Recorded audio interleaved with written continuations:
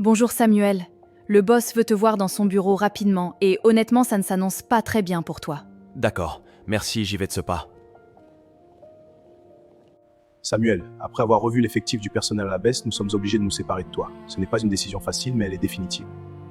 Mais pourtant, j'ai fait mon travail et je l'ai toujours rendu à temps, mais si vous estimez que ma place n'est plus dans cette boîte, je n'y peux rien. Merci. Une fois de plus, Samuel perdait son emploi, comme si la vie lui rappelait qu'il ne serait jamais assez, malgré tous ses efforts.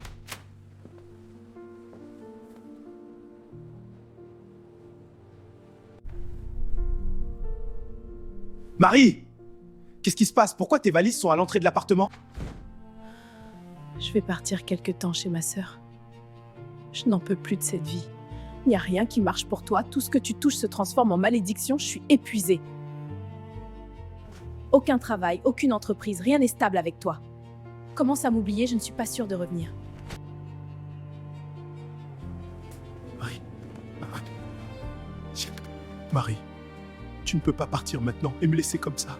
S'il te plaît, reste. Je t'aime, je t'aime. Travail perdu, projet raté, amour brisé. En quelques mois, tout ce que Samuel croyait solide s'est effondré. Seigneur, pourquoi c'est toujours à moi que toutes ces choses arrivent? Qu'ai-je fait de mauvais? Je veux comprendre! Seigneur, pourquoi? Qu'est-ce que j'ai fait? Pourquoi tu ne m'ouvres pas une porte, au moins une? Tu vois les autres? Ils avancent, ils se marient, ils achètent des maisons, et moi? Et moi, rien.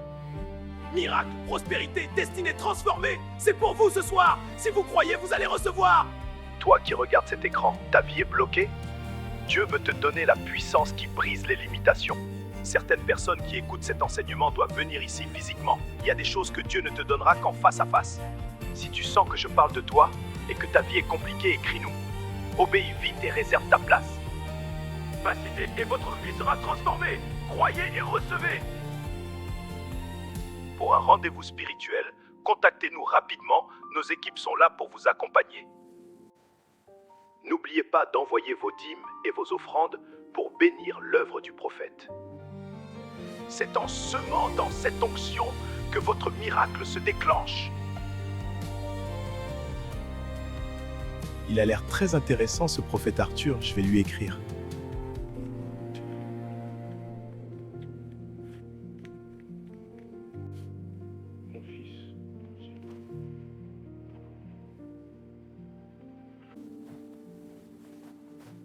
Si je ne tente pas, si je ne me décide pas à y aller, je resterai comme ça toute ma vie.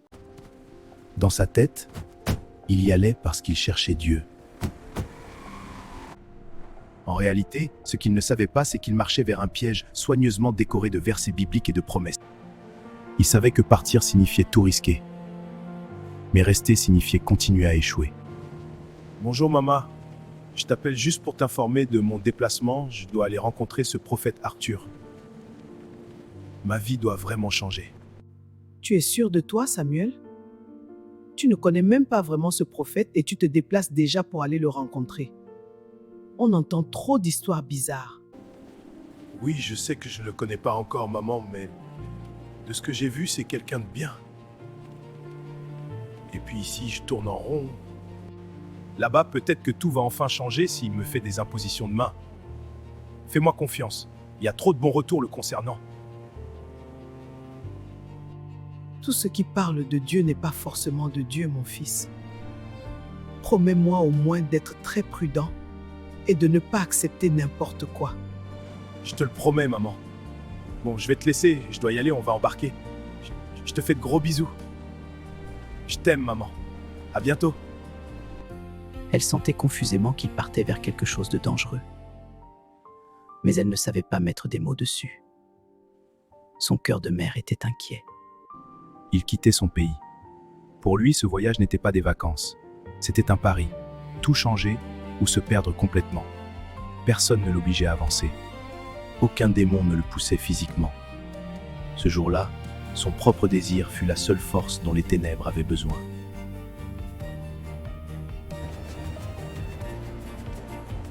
Oh, mais quelle chaleur, c'est limite un peu étouffant. À l'autre bout du voyage, un autre monde l'attendait. Un monde où le nom de Dieu servait de couverture à d'autres puissances. Mais ça, il ne le savait pas encore. Le prophète a hâte de te rencontrer, il t'attend déjà parce que tu es un jeune homme très important pour lui. Pour la première fois, on lui disait qu'il était important. Il n'entendit pas le reste. Le bruit de la cage qui commençait à se refermer. Ce n'était que le début, car ce que Samuel s'apprêtait à vivre allait dépasser tout ce qu'il avait imaginé, et derrière ce tournant inattendu se cachait une vérité qu'il n'était pas encore prêt à découvrir. Tout ceci appartient vraiment au prophète Arthur?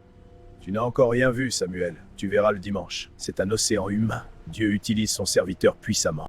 Alors, Samuel, comment te sens-tu, maintenant que tu es enfin arrivé ici? Je suis un peu fatigué du voyage, mais j'ai suivi vos vidéos. J'ai vu ce que Dieu fait ici. Tu crois que tu es venu parce que tu as vu une vidéo. Mais tu te trompes. Tu es venu parce que le ciel a décidé que c'était ton temps. Mon temps, vous croyez? J'ai juste l'impression que Dieu a oublié que j'étais encore sur cette terre. Je crois que le temps m'a vomi. Oui, tu as l'impression d'avoir tout perdu. Travail, réputation, même l'amour. Tu te dis parfois que tu es maudit, n'est-ce pas? Oui, c'est exactement ça. Dieu vous a réellement révélé toute ma vie. Les mots du prophète touchaient des zones que Samuel gardait habituellement pour lui. Je vois aussi une femme. Elle a dit que c'était trop dur, qu'elle avait besoin de stabilité, et elle est partie. Je la vois fermer une porte derrière elle. Oui, prophète, c'est exactement ce qu'elle a dit. Mot pour mot. Elle est partie et m'a laissé.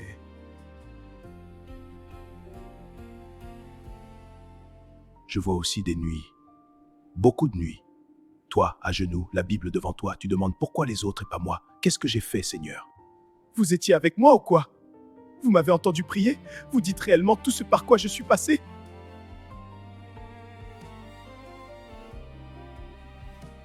Je n'ai pas besoin d'être avec toi. Quand Dieu ouvre un dossier, celui qui l'écoute peut le lire. Et ton dossier était lourd. Tout n'était pas précis. Mais l'ensemble dessinait un portrait suffisamment proche de la réalité pour emporter le cœur de Samuel. Face à ces mots, sa méfiance fondait. Maintenant, partageons ce bon repas ensemble, mais écoute-moi bien. Tu n'es pas un homme ordinaire. Tu portes quelque chose que tu ne comprends pas encore. Je vois un micro dans ta main. Je te vois debout sur une estrade. Je vois des gens, beaucoup de gens qui t'écoutent. Certains pleurent, d'autres tombent à genoux. Tu n'es pas appelé à être employé. Tu es appelé à conduire les autres. Oui, Samuel, tu es un leader, un grand prophète, et tu dois commencer à faire l'œuvre de Dieu dans ton pays. Et Dieu, tu n'es pas appelé à être employé. Et Dieu m'a confirmé que je devais être mentor, ton père spirituel. Est-ce que tu crois réellement à toutes ces prophéties parce qu'elles doivent s'accomplir dans ta vie, mon fils? Depuis petit, je me suis souvent imaginé prêcher. Mais après tout ce qui m'est arrivé, j'ai enterré cette idée. Je me suis dit que j'étais juste un raté. C'est exactement ce que les ténèbres veulent que tu crois. Qu'un raté ne peut pas être un homme de Dieu. Mais regarde dans la Bible. Dieu aime prendre les rejetés pour confondre les forts. Je vois, merci. Tout le monde veut la gloire. Tout le monde veut la puissance. Mais peu de gens acceptent de payer le prix. Mais je crois que toi, tu es un bon élève et tu es prêt à payer ce prix. Quel prix, prophète? Mon fils, sache que la puissance ne se donne pas comme un cadeau d'anniversaire. Elle se reçoit par engagement, par sacrifice, par alliance. Alliance avec qui? Avec Dieu? Disons avec ce que Dieu met entre les mains de ses serviteurs. Tu veux des résultats que les autres n'ont pas, n'est-ce pas? Je ne vais pas te mentir.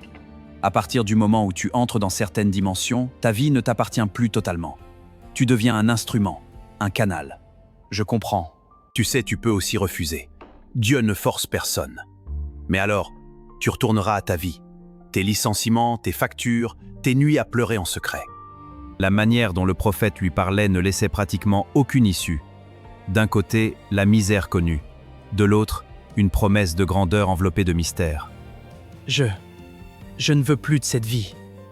Je ne veux plus être un poids, un échec. Si vraiment Dieu veut m'utiliser, je veux ce qu'il a pour moi. Ce n'est pas une phrase à lancer à la légère, Samuel. Une fois que l'on ouvre certaines portes, on ne les referme pas facilement. Je comprends, mais j'y ai bien réfléchi. Très bien. J'en ai marre d'être au sol. Je suis prêt à payer le prix, quel qu'il soit. Je suis appelé à gagner les âmes pour Dieu. Je te soutiens, Samuel. Bien. Alors ce soir, nous allons commencer un travail. Ici, dans ma chapelle privée. Et à partir de là, ta vie ne sera plus jamais la même. Il venait d'accepter un engagement dont il ne comprenait ni les termes, ni les conséquences. Mais pour un cœur blessé, la promesse de puissance suffit souvent à faire taire les questions. Prépare la chapelle. Ce soir, nous ouvrons un nouveau chapitre. Nous avons un nouvel adepte qui est prêt à relever le défi. Je me réjouis déjà pour lui. Oui, prophète. En sortant du salon, Samuel n'avait plus l'impression d'être un échec. Il se voyait déjà comme un futur homme puissant de Dieu. Et c'est précisément dans ce miroir déformé que le piège se refermait. Il y avait des lieux que l'on ne montrait pas aux fidèles ordinaires. Des endroits où l'on façonnait les instruments, loin des regards, loin des questions. Ici, tu ne parles pas. Tu obéis. Tu accueilles, regarde devant toi et respire. Ne sois pas inquiet, tu verras une fois sorti d'ici, tu ne seras plus le même. Agenouille-toi maintenant.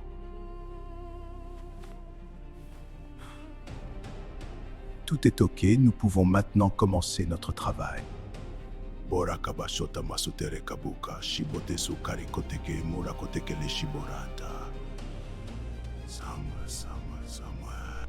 Que ce qui te retenait s'éloigne maintenant, et que ce qui t'appartient commence à prendre possession de ton corps au nom de Dieu. Reçois-le maintenant, reçois cela! Voici maintenant la marque qui montre que tu es des nôtres, et rien ni personne ne pourra briser cette alliance. Les gestes étaient précis, répétés, des signes qui, aux yeux d'un témoin extérieur, semblaient rituels. Pour Samuel, il ressemblait à une consécration. Répète après moi. Je renonce à la faiblesse qui m'a lié. Je m'ouvre à la puissance qui me transformera au nom du Dieu très grand. Je renonce à la faiblesse qui m'a lié. Je m'ouvre à la puissance qui me transformera au nom du Dieu très grand.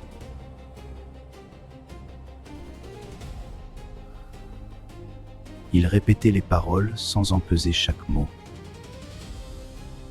L'urgence du changement faisait taire les doutes. Boire, c'est recevoir. Recevoir, c'est laisser. Laisse-toi maintenant. Je laisse tout. Tous ces rituels plongeaient Samuel dans une sorte de transe, non pas violente, mais comme une glissade lente qui l'amenait à obéir sans s'en rendre compte. À partir d'aujourd'hui, quand tu prieras, ce ne sera plus seulement ta voix. Ce sera une voix qui entraînera d'autres. Oui, prophète, j'ai compris. Tu verras, mon fils, comment tu changeras le monde avec tout ce que tu viens de recevoir. Waouh, Seigneur. C'est donc de cet océan humain dont parlait l'assistant du prophète la dernière fois? Quelle grâce. Seigneur, que ce soit mon partage. Bien-aimés, peuple de Dieu, je vous présente le frère Samuel, notre nouvel adepte, qui ira commencer l'œuvre dans son pays. Je vous prie de vous lever, d'étendre votre main droite vers lui et de déclarer des paroles de bénédiction pour l'encourager afin qu'il reparte fortifié. Il y a une femme en ce lieu que des esprits impurs malmènent fortement, que cette femme se manifeste maintenant. Je commande à cet esprit de sirène des eaux de te lâcher. Quitte-la maintenant, sors et ne reviens plus jamais.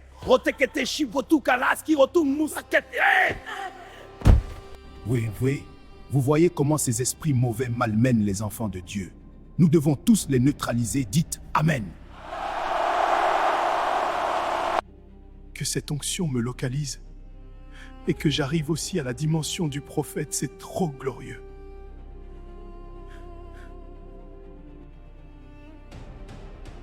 Je vous suis reconnaissant pour tout, prophète, et je promets de donner le meilleur de moi pour vous rendre fier. Sois béni, fils. Merci encore, merci, prophète. Je vais garder précieusement cet argent pour bâtir la mission dans mon pays.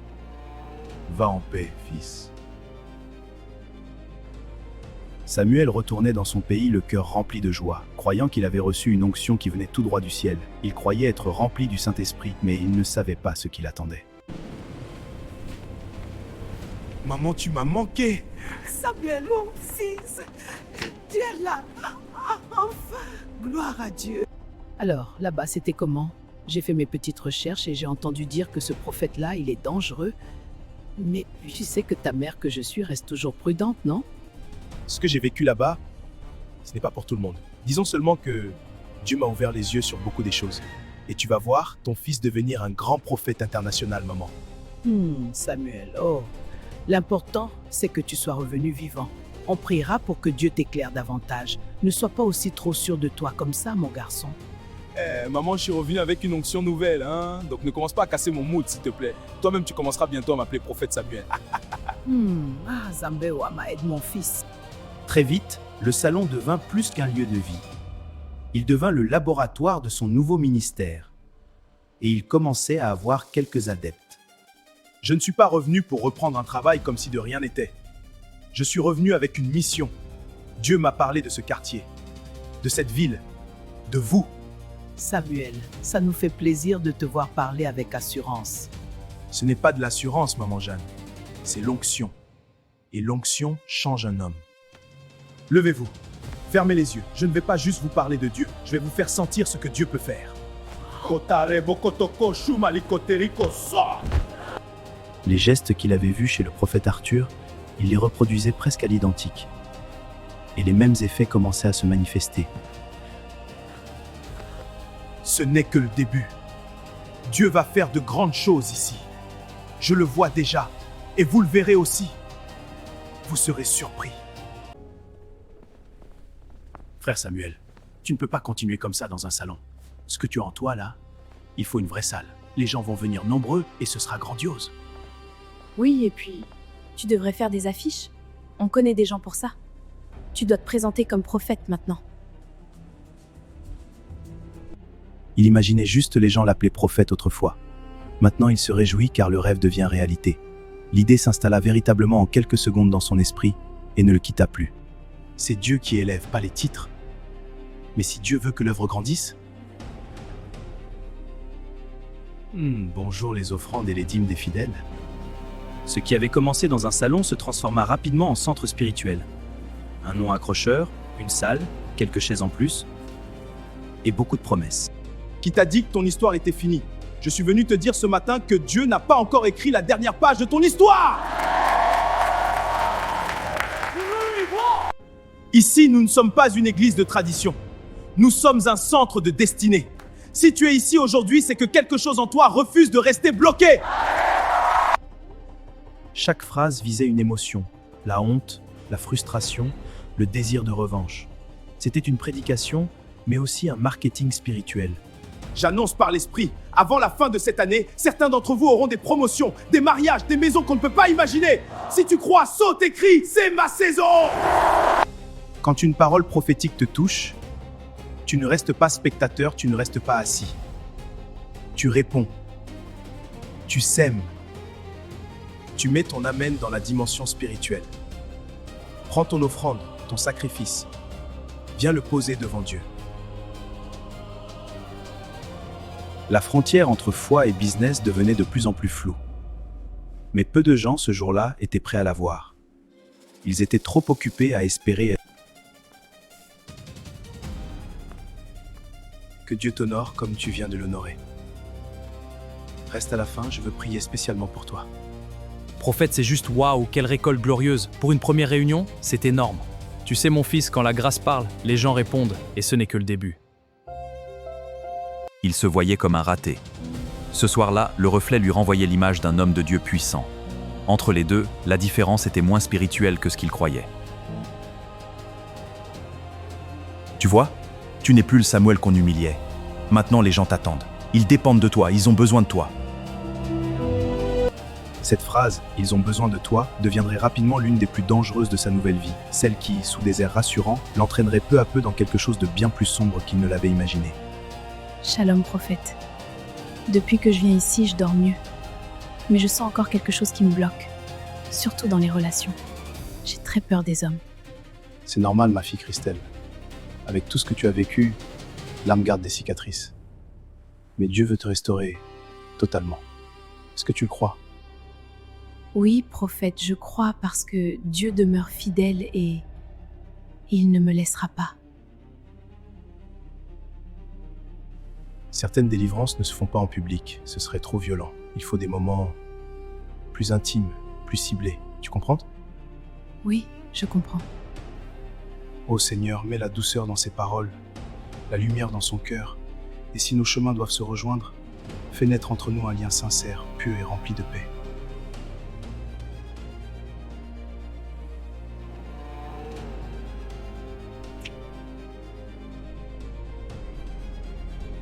Tu sais, Christelle, la première fois que je t'ai vue au centre, je peux te dire que ton charme spirituel ne m'a pas laissé indifférent. J'aimerais tellement aller plus loin avec toi ce soir, si tu es d'accord, bien sûr. Mon corps est en pleine ébullition. Et je crois que les anges sont au milieu de nous. Mais, prophète, je pense quand même que Dieu n'est pas vraiment d'accord avec ce que nous faisons. Comptes-tu quand même officialiser notre relation ? Christelle, la Bible dit qu'il y a un temps pour toute chose. Un temps pour s'unir et un temps pour officialiser les choses. Là, c'est le temps déjà d'unir nos deux corps. Je ne sais pas si tu arrives à saisir ce que je dis. Ne t'inquiète pas, le moment viendra, je te présenterai comme ma fiancée devant l'assemblée. Fais-moi juste confiance. Dieu m'a déjà confirmé que tu es ma femme. Je te fais confiance au vu de ce que je viens d'entendre, alors pour l'amour de Dieu, ne me déçois pas. Parce que je suis calme, mais je sais aussi être le contraire. Je te donne ma parole. Et tu n'auras pas besoin de devenir cette autre personne que tu ne veux pas être.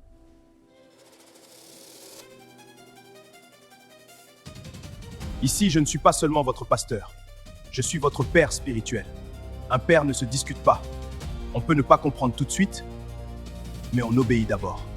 Car l'obéissance ouvre souvent des portes que la raison hésite encore à franchir, et celui qui refuse d'écouter finit parfois par se perdre loin de la couverture qui lui avait été donnée.